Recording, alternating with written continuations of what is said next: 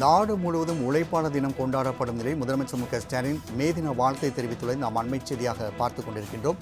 மேலும் கூடுதல் விவரம் செய்த செலினா வழங்க கேட்கலாம். செலினா, முதலமைச்சர் மே தின வாழ்த்து குறித்தான கூடுதல் விவரங்கள்.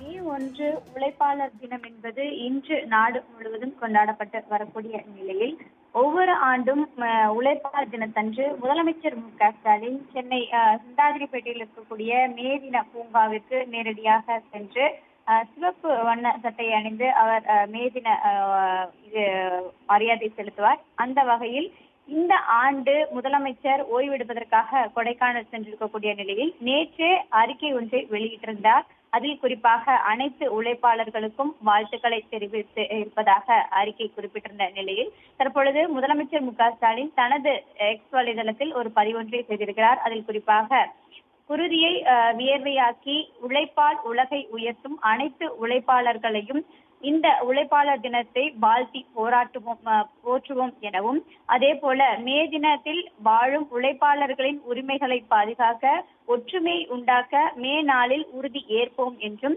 உழைக்கும் கைகளை ஒன்று சேர்த்து புதிய உலகத்தை படைப்போம் என்று முதலமைச்சர் ஸ்டாலின் குறிப்பிட்டிருக்கிறார். குறிப்பாக இந்த ஆண்டு தேர்தல் விதிமுறை நடத்தையில் இருக்கக்கூடிய நிலையில் முதலமைச்சர் ஸ்டாலின் ஓய்வெடுப்பதற்காக கொடைக்கானல் சென்றிருக்கிறார்.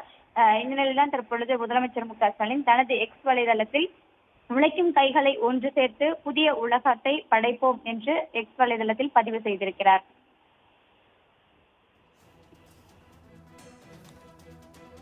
முதலமைச்சர் மே தின வாழ்த்து குறித்தான செய்தியை பதிவு செய்தமைக்கு நன்றி செலினா.